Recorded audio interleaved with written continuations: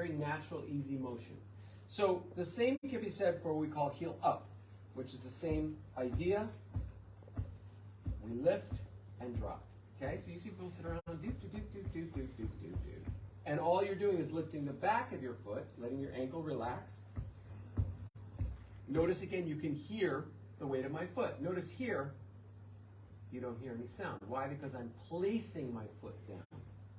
No, I want to let my foot fall.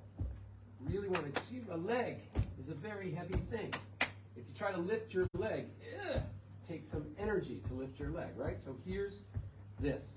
So we can take this idea and begin to put it towards the hi-hat. Now, people think when we're playing the hi-hat, and we know the hi-hat on 2 and 4 opens up, right? But people think that cymbals have to come very far apart and you have to stomp it. No, you only need the cymbals to come apart for fractions of a second, okay? So in reality, we don't need to lift our leg very much.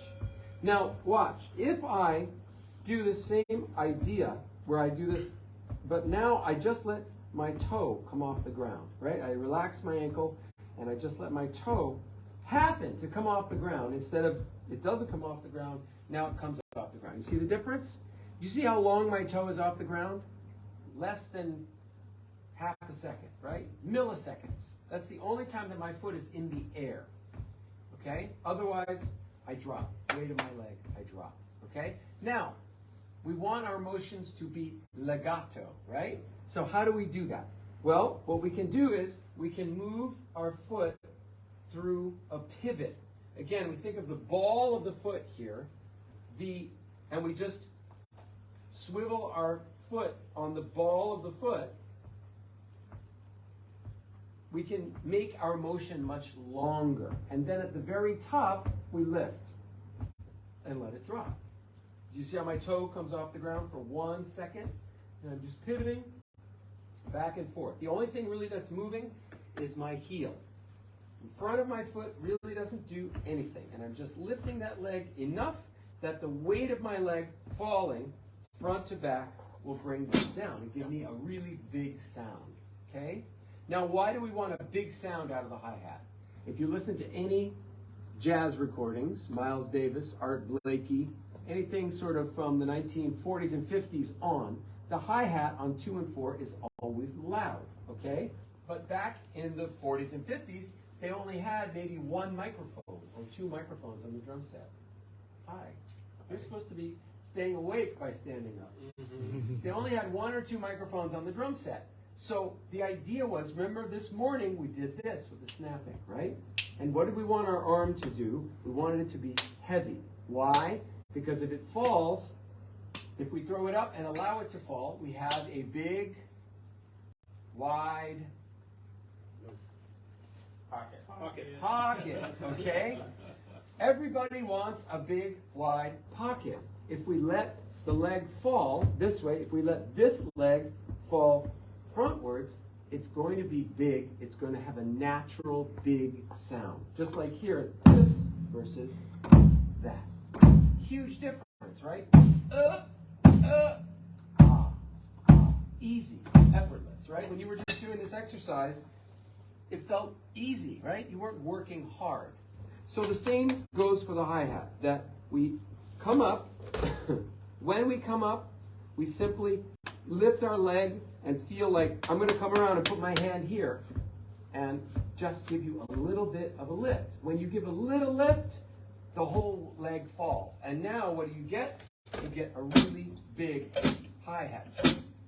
Okay, I'm just standing, I haven't adjusted it yet.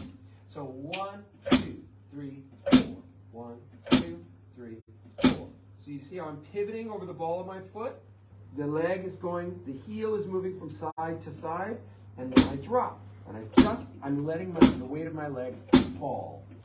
Okay, now this might seem a little strange, but listen to how nice and loud the sound is. And all I'm doing is letting this fall. I'm not pushing down any harder.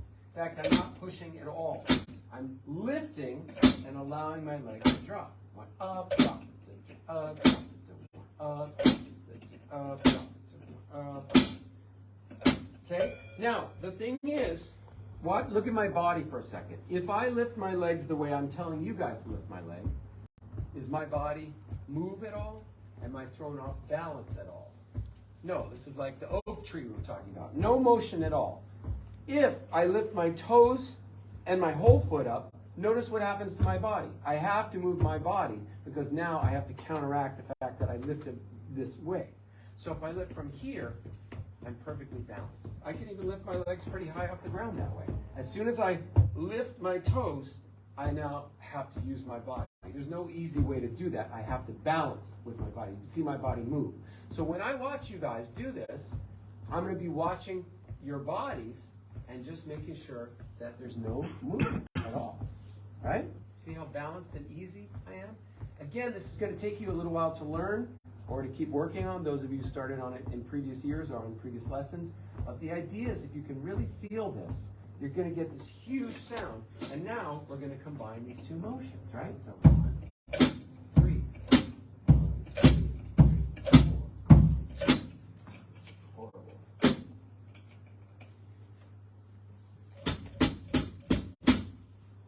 Give me 1 sec.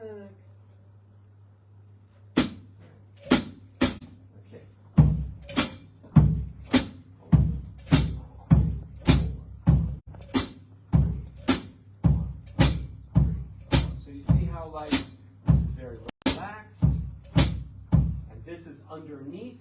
Remember, in jazz, we don't play the bass drum hard. The idea is that it supports the bass. Remember, we talked about the Count Basie orchestra, and we don't want to blow away the band by playing too loud.